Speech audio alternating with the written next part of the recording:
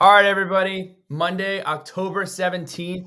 We're pushing it up pretty close to Monday Night Football time. Time to find out if Russell Wilson can score any points against the would have been San Diego Chargers, now the LA Chargers. But we're here with the man of the hour, the freshman who stepped up big time against Miami. No, I got to ask you this. This is actually the first question. We've never asked a question before the intro. But I heard the PA guy called you Mansoor Delane. I thought your name was Mansoor Delane. So let's settle this now. How is the name So, pronounced? so first off, it's spelled Mansoor, but it's actually pronounced with an O. So it's Mansoor. So it's Oh, Mansoor, yeah, it's Mansoor Delane. There's no E at the Y at the end. So it's Mansoor Delane. So yeah. okay. I I was like it. totally wrong. I heard Yeah, good. Mansoor Delane in the stadium. I'm Yeah. like, I know that's not right, but I was also wrong. So Mansoor Delane is a 6'1", 175-pound defensive back hailing from Archbishop Spalding High School in Silver Spring, Maryland. A freshman at Virginia Tech who stepped in on Saturday and played great along with Cam Johnson. Mansoor logged 4 tackles and 2 pass deflections. Welcome to the show, Mansoor. How you doing? I appreciate it. Thank you for having me. Doing good. Awesome.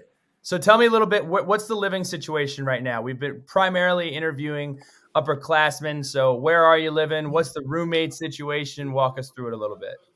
So I'm in CID right now. So that's the newest dorms. Virginia Tech just built. We live in a suite. So it's 4 rooms to a suite and then 2 bathrooms. So you have to share a bathroom. But luckily, I got a pretty spacious bathroom since I got the handicap room. So I kind of got a good setup. So I'm not complaining. Go ahead, I Bryce. like that. Keep So, going. so y'all have your own rooms in the new dorms?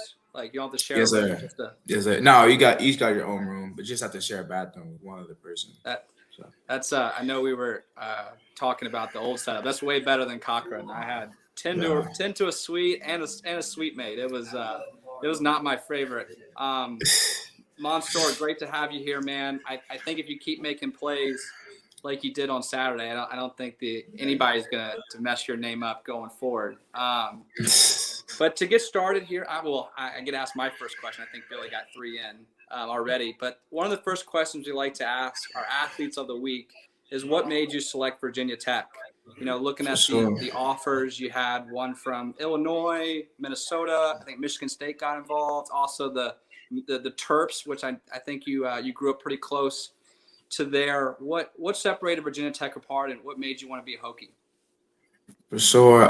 It was definitely the family field because I kind of knew ahead of time the circumstance with Coach Fuente, who I was being recruited by, kind of him just being on the hot seat. And I kind of knew that going in there. So I was willing to take that risk even with committing. So it was more so, I would say, Hokie Nation, the fan base, Blacksburg. Every time I came back, it just felt like home. So I didn't feel like I could see myself anywhere else. So on that point, can you tell me a little bit about when you say you understood the situation? How did that affect your recruiting when that ended up happening? I know you signed your letter of intent on December 15th. How did that impact your recruitment, and how did you get introduced to the new staff when you got into town? Yeah, so I was getting recruited by other schools kind of when the news got out that Coach Fuente got fired. Then my recruitment kind of like opened. I didn't publicly announce that, but I was getting recruited by some other schools. Obviously, Maryland, my hometown school, was always pushing hard on me. Michigan State got in there late. And then Coach Pry, honestly, I was kind of thinking, looking at a different school, mainly Michigan State, Minnesota. But then once Coach Pry got there, Coach Cheetah, Coach Jones, they were really just genuine people, and I went down there, and then like I said, that adding on to how I felt about Blacksburg, Coach Pry's history with putting people in the league and his defensive mindset as a head coach, it kind of just felt right for me just to stick with it and just go with my first decision. So what was that introduction like to him? He picked up the phone and called you.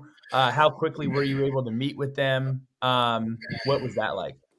So I think his first day on the job, we had a Zoom call with all the commits, and then after that, they kind of went on a road trip. So they went to actually each commit's house. So Coach Pry believe. Yeah, Coach Pride came. No, I went up to Blacksburg on an official visit. They brought me up there right before signing day. So I went up there. Then Coach Jones and Coach Pilu, they came down to my house, talked to me, just kind of about where they were at. And then I came up on an official visit and got to see Pride in person before signing day. And that really just capped it off. So let's talk a little bit about Coach Jones. What is it like playing for Cheetah? What's his coaching style? What's his approach? How has he impacted you on and off the field? He's definitely a player's coach. I would say that. And when he coaches you, it has to do obviously football, but it's definitely more of just developing you as a man and just finding like your character, and because that's the thing that's going to take you far in the long way. Football is only going to be here for so long, and hopefully, obviously, I have aspirations to go to the NFL, but we know it's much more to life than that. So, and I feel like he develops me in those ways. So, I appreciate that. And we talked earlier this year to Taiwan Garbett about the dog tags that they have over in the defensive line unit. We've seen cheetah bags from Coach Jones. Tell us a little bit about the cheetah bags and any other traditions or things that he may have. Yeah, so he's very strong on the cheetah. That he got that whole thing going on, but he has a lot of there's a lot of sense behind it, and it's kind of really the cheetah mindset is tracking and attacking, playing fast, even if you get beat in a position, always never giving up, try to play through the hands. And it's just a willingness, kind of just to play with effort at all times, and just more of a mentality at the end of the day. Is some cheetah apparel going to enter the wardrobe at one point? For me, I'll have to leave that to Coach Jones. That's more of his thing. So, but I don't know. Maybe one day. Yeah, when we met him back in April, and he had on this slick black sports coat with the cheetah print. It was next level.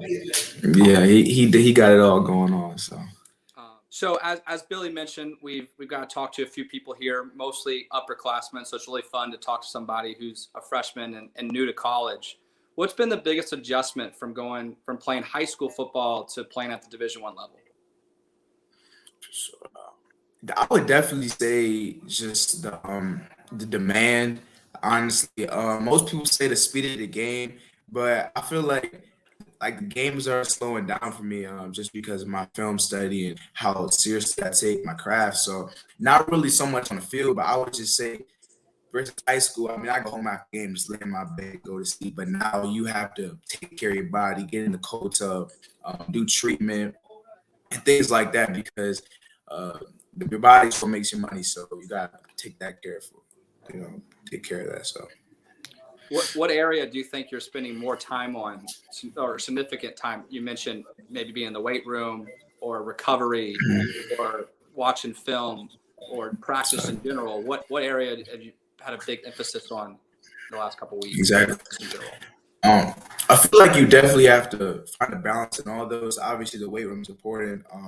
As the season goes on, you know, stay strong. I know, obviously, the season goes, you kind of lose weight, but the whole goal is for me is trying to maintain that weight. In the film room, just get a beat on every team each week. Study film on the guys early, and then obviously on the field, just practice every day like I'm about to play a game. So versus kind of, I'd say in high school, I kind of joked around and practice and stuff like that, but now serious practice is taken much more seriously. That's awesome. To look at the game this past weekend, it was obvious you were a big part of our defensive success in the second half. Did you think you would get a shot this weekend and play a lot of the time, or you said you're always preparing like you're going to, but did you think you were going to get as many minutes as you did? To be honest, I just prepared every day. So as soon as my number was called, I went in there and I made sure that I made the best of my time. So there was no question whether I should be out there. So when I went out there, I feel like I was prepared, and I feel like I played decent. I definitely things to improve on, but I feel like I was ready for the moment, and I feel like I took that challenge on and stepped up. How tough is that adjustment when you're on the sidelines, you're engaged in the game, you're aware of the plays going on, and all of a sudden your number gets called, and boom, you're right in it. Mm-hmm. Yeah, well, I would say the UNC game, that was my first time playing. They threw me in the first play. I had a pulling guard or running back straight to my side, and I had to come make the tackle. So that was kind of just a wake-up call to college football for me right there. And after that, I was like, I feel like I can do this. So after that, it was the Pitt game. It was more so, okay, I'm on TV, the excitement like that. But now when I came in the Miami game, my mindset kind of changed. It was more so like, I'm not trying to just not get beat or something like that. I'm trying to go make plays versus being cautious. And I try to play with confidence this game. And I feel like that kind of shows. So, and that's what I'm trying to do going on forward. So as you get comfortable and look to expand your role, what are some aspects that out of your film study and from what you're hearing from coach that you're looking to improve the most as you progress this year as a player? For sure. Obviously, I'm still a freshman, so people out there probably bigger, strong, faster than me. But through film study, and eye discipline and just patience, try not to get out of things so fast. Just be patient, be confident. Like I'm a fifth-year senior and stuff like that. So as the more reps I get, the more the game slows down for me. The more patient I can get, and just my three-step reads, just more patient, my footwork when the receiver gets the release and all that things. It's just reps will help with that over time. So I feel like. And last one before we jump into rapid fire here. So Tech is jumping into the bye week. We get this question every year. Never had really a chance to ask an athlete, but can you tell us a little bit about what a bye week looks like for you guys? What does the schedule look like this week as you guys don't have an opponent coming up here on Saturday? To be honest, it's my first year of college football. We don't have the schedule for the rest of the week, so I'm not really sure how that goes itself. So to be honest, I don't know either. Normal Tuesday practices are very high demand, physical. I don't know if they're gonna be a little more less on that because we don't have a game this week. So I couldn't really say that myself, but I'm figuring the coaches really try to preserve our bodies as much as possible. So maybe some periods are taken out of practice, but I wouldn't know myself either. It's like that whole answer just reminded me. You're young enough. You remember the Vine or the TikTok of Lil Yachty where he's is it no it's not. It's he's outside of the school bus and he said, "Man, I just got here 2 days ago. I don't know what's going on." Well, Uzi, it's Yeah. only my third day. Yeah, it's only my third day. I don't know what's going on. Moving on to rapid fire here. This is fun. It doesn't have to be as rapid. You can go with the answer however you'd like. The first question is, what's your favorite movie and or television show? Favorite movie, I would say Cars 2 or 3. Doesn't matter, but I'm going old school, man. When I was young, I had the best birthday, ice cream, watch Cars, and it hasn't left me since. So. Cars 1 get no love. Hold on. You're saying when I was young as if you're old now. I think you're still. I think you're still. I feel like I'm still young, but that was really back in my day. Yeah, it was the one with what's it called, Old Major or something like that. I think that was Cars 2 or Cars 3. So, but yeah, that's definitely my favorite. If you could have dinner with 4 people, dead or alive, who are the people that are going and where are you eating? 4 people, you said? Yep. Oof. I would say LeBron James, because just of his status and just his level right now, what he has. I would say Jalen Ramsey, because he's obviously someone I look up to, being a top DB, he's perfecting his craft, plays at the highest level. That's a good question. I would say Malcolm X, just for what he did, for the people, for the culture. I would love to see what that was like. And last person, I'm not sure. I don't really know. I say Kobe, because Kobe. I love his mindset. I love his mentality. I love his work ethic. So I really admire that. So I love to talk to him. And then you said location too. Yeah, where are you gonna eat?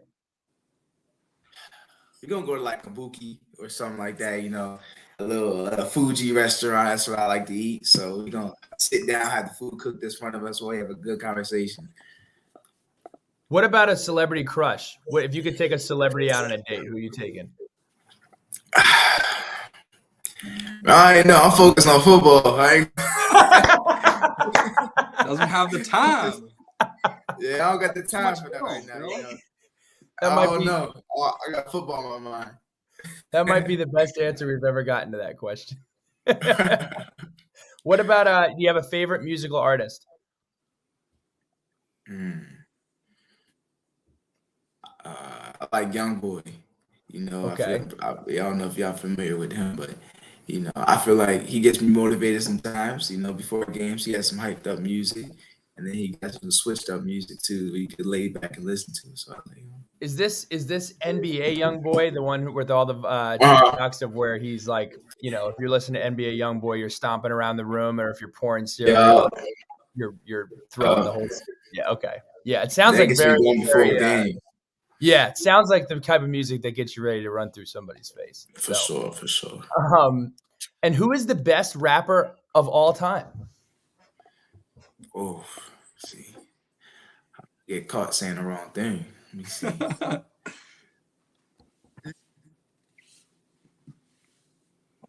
No, yeah, my generation. I mean, I would say Drake. You know, because just with his accolades, and I feel like things he's done is uncomparable. So I say Okay. Drake. Yeah. Go for it, Bryce. Yeah. Who is an athlete that you look up to or model your game after? Let's do, and to expand, let's do one football player and one non-football player. Okay. Um, like I said, I look up to Jalen Ramsey. You know, just like the way he just plays the game. But as far as like who I like to watch, I really like to watch AJ Terrell. I really like this technique and the way he plays the game. So probably those two, like football wise. Um, and non-football wise, I would have to say Kobe. You know, just because of like every day, either walking to school or somebody listening to something motivational, he talks about just his mentality. He wakes up 4 o'clock in the morning, gets after it every day, and that really motivates me to keep going. So I have to say, What's your favorite part about being a defensive back?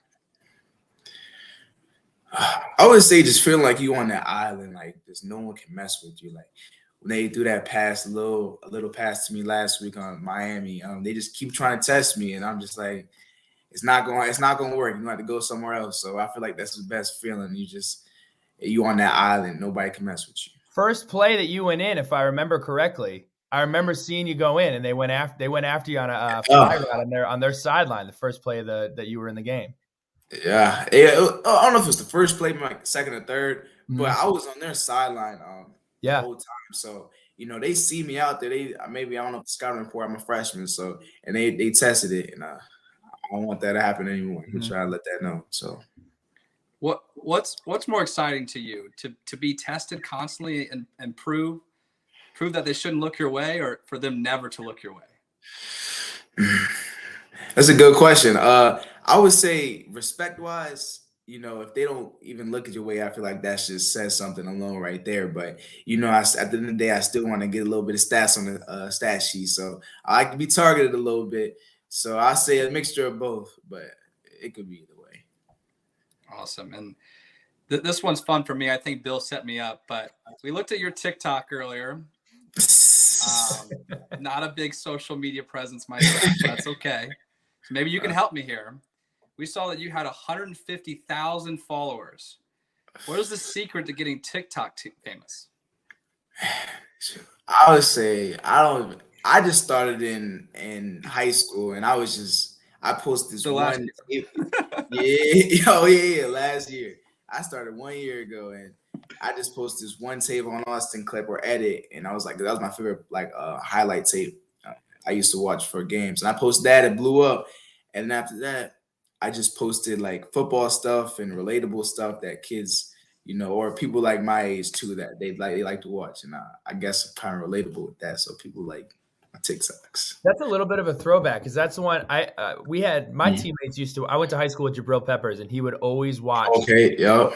He used to always watch the. It's the same one where it's the Kid Ink soundtrack, and it has the Oklahoma highlight where he had like 500 yards. I mean, he was something else. Yeah, see that was Forever Youth game. I watched that, and now I posted a little thing like that, and it blew up, and I was like, "Shoot, it's not that hard." So, kind of just kept going. There it is. Bill, I have hope. It's not that hard. It's really not. It's a different algorithm than Instagram. Instagram is a little harder to go viral, but a 5-year-old kid could go viral on TikTok. Would you call yourself an influencer? I don't know. I want to say influencer because I do it kind of more on the side now as football took over. But I had a little with the signing day for Virginia Tech Day. I forgot what that was called. But yeah, so some kids come up to me and they recognize me, and that's always cool. But I wouldn't put myself out there like that yet. I just no time for influencing, no time for girlfriends, just time for Yep. creating an island on one side of the field. I got you. We got one goal right now. Bill, maybe We got some free time. We make some jokes, TikToks. Jokes. Teammate. Who's your funniest teammate? Oh, funniest teammate.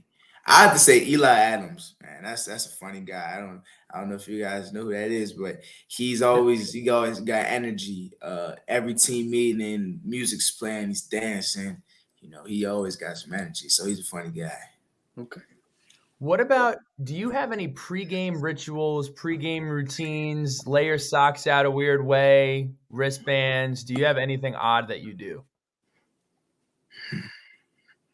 I really don't. I got this one wristband that I wear. It just says nobody cares, work harder. I wear that usually before every game. And then no, just go out there. I kind of switch up the stuff I wear, so it's really nothing I do clothes wise, but no song, whatever I'm feeling, just go out there and play. Are you chatty? Are you talking? Are you letting people know you're there, not just physically, but verbally as well? I wouldn't say off the get-go, like once I get in my mojo, I'm like, yeah, like it kind of gets irritating. Like, yeah, stop trying me. Like I talk with that, but I'm not coming out the first game, first play, just talking crazy. I kind of respect the game, see how it goes first. But I think defensive back is one of those positions where the best defensive backs have a little bit of cocky to them. I think you got to be a little cocky to be a good defensive. You got to have some mojo. You got to have some mojo to yourself. So corner, it's all about confidence. You can't let that break. You know what I'm saying? You always, even if you get caught, passes are going to get called on you in college football. So if that happens, you just have to have the confidence to get back out there for the next play. So gotta have that. And Mansoor, last question that I have from Rapid Fire is whenever the ball does stop bouncing, whenever you're done playing football, what do you want to do? Now, I'm just going to let you know, when I was a freshman, I had no idea what I wanted to do. I had no clue. I think I changed my major 3 or 4 times. You still don't. I still don't know what I want to do.